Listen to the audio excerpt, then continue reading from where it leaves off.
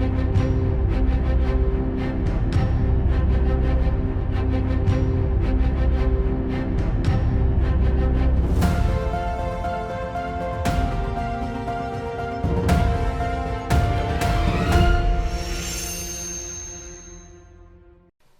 देख रहे सभी दर्शकों का स्वागत। मैं हूं लवदी बडियाल। बुलेटिन की शुरुआत करते हैं हेडलाइंस के साथ। केंद्र सरकार ने बदला दिल्ली के 3 मूर्ति भवन स्थित नेहरू मेमोरियल म्यूजियम व लाइब्रेरी का नाम। गुजरात के जूनागढ़ में एक धार्मिक स्थान को हटाने के नोटिस पर हुआ बवाल। बिहार में नीतीश के नेतृत्व वाली महागठबंधन सरकार को लगा एक और झटका। प्रधानमंत्री नरेंद्र मोदी से मुलाकात करेंगे पंजाब के सीएम भगवंत मान। अब खबरें विस्तार के साथ। केंद्र सरकार ने दिल्ली के 3 मूर्ति भवन स्थित नेहरू मेमोरियल म्यूजियम व लाइब्रेरी का नाम बदल दिया है। अब इसका नया नाम prime ministers museum and library society कर दिया गया है। बता दें कि सोसाइटी के उपाध्यक्ष रक्षा मंत्री राजनाथ सिंह की एक बैठक में नाम बदलने का फैसला किया गया। कांग्रेस अध्यक्ष मल्लिकार्जुन खड़गे ने इस फैसले पर कहा कि जिनका अपना कोई इतिहास नहीं, वह दूसरों के इतिहास को मिटाने पर उतारू है। स्मारक का नाम बदलने का प्रयास आधुनिक भारत के निर्माता और लोकतंत्र के निर्भीक संरक्षक पंडित जवाहरलाल नेहरू के व्यक्तित्व को छोटा नहीं कर सकता। यह भाजपा और आरएसएस की ओछी मानसिकता और तानाशाही रवैये को ही दर्शाता है। इससे पहले 2016 में पीएम मोदी ने परिसर में भारत के सभी प्रधानमंत्रियों को समर्पित एक संग्रहालय स्थापित करने का विचार किया था। कांग्रेस के विरोध के बावजूद Nehru memorial museum and library परिसर में प्रधानमंत्री संग्रहालय बनाया गया। 21 अप्रैल 2022 को प्रधानमंत्री मोदी ने इसका उद्घाटन किया था। तब भी कांग्रेस ने इसका विरोध किया था। बता दें कि नेहरू के निधन के बाद तत्कालीन सरकार ने फैसला किया था कि 3 मूर्ति हाउस जवाहरलाल नेहरू को समर्पित किया जाना चाहिए। तब की सरकार ने इसमें एक संग्रहालय और एक पुस्तकालय बनाने का प्रस्ताव रखा। 14 नवंबर 1964 को नेहरू की 75वीं जयंती पर तत्कालीन राष्ट्रपति एस राधाकृष्णन ने 3 मूर्ति भवन राष्ट्र को समर्पित किया और नेहरू स्मारक संग्रहालय का उद्घाटन किया। इसके 2 साल बाद संस्था के प्रबंधन के लिए NMML सोसाइटी की स्थापना की गई और तब से ये बनी हुई थी। गुजरात के जूनागढ़ में एक धार्मिक स्थान को हटाने के नोटिस पर बवाल हो गया। नोटिस देने के विरोध में शुक्रवार देर रात 600 से ज्यादा लोग धर्मस्थल के पास इकट्ठा हुए और प्रदर्शन किया। इसके बाद प्रदर्शनकारियों ने पुलिस थाने को घेर लिया और पत्थरबाजी शुरू कर दी। बता दें कि पुलिस ने बचाव में आंसू गैस के गोले छोड़े, पर इस दौरान झड़प में एक व्यक्ति की मौत हो गई। इस घटना में डीएसपी के अलावा 4 पुलिसकर्मी घायल हुए हैं। बता दें कि अब तक 174 लोगों को हिरासत में लिया गया है। आपको बता दें कि जूनागढ़ में मजेवड़ी रोड के पास सड़क पर एक दरगाह है। इसे जूनागढ़ नगर निगम के 5 दिन पहले नोटिस जारी किया था और कहा था कि वह इसके दस्तावेज पेश करे। एसपी रवि तेजा वामसेट्टी ने बताया कि नोटिस के खिलाफ कल वहां 500 से 600 लोग जमा हो गए। पुलिस ने उन्हें समझाने की कोशिश की, पर वह नहीं माने और उन्होंने रात करीब 10 बजे पथराव शुरू कर दिया। उन्होंने बताया कि भीड़ को हटाने के लिए लाठीचार्ज किया गया।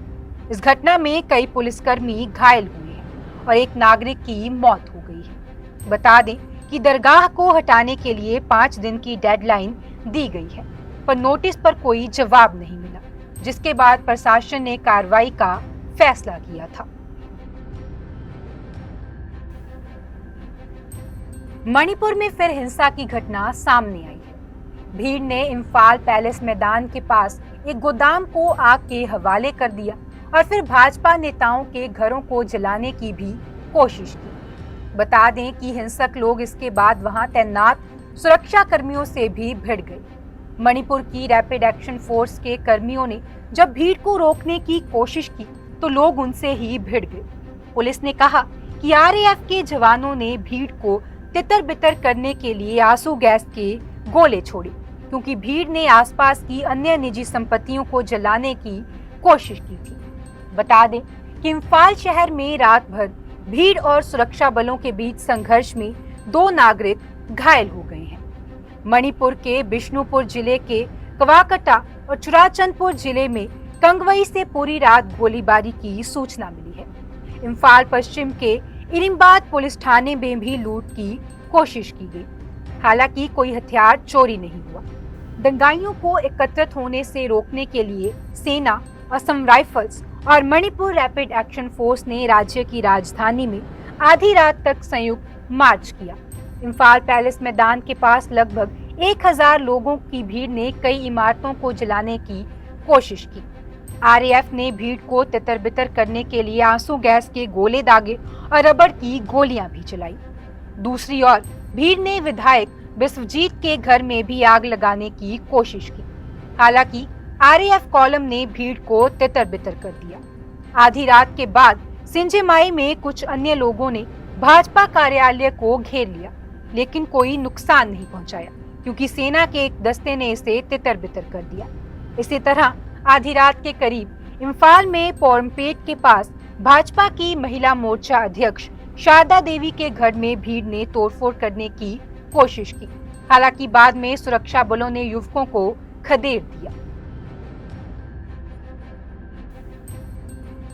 बिहार में नीतीश के नेतृत्व वाली महागठबंधन सरकार को एक और झटका लगा है। पूर्व सीएम जीतन राम मांझी के बेटे संतोष सुमन मांझी के मंत्री पद से इस्तीफे पर सियासत अभी थमी ही नहीं थी कि कांग्रेस प्रवक्ता कुंतल कृष्ण ने पार्टी से इस्तीफा दे दिया है। कुंतल कृष्ण ने सीएम नीतीश कुमार के नेतृत्व पर भी सवाल उठाए हैं। कांग्रेस के तेज तर्रार प्रदेश प्रवक्ता कुंतल कृष्ण ने शनिवार को पार्टी की प्राथमिक सदस्यता से इस्तीफे का ऐलान किया। कांग्रेस ने 2014 में सिवान के महाराजगंज उपचुनाव में कुंतल कृष्ण को टिकट दिया था, हालांकि वे हार गए थे।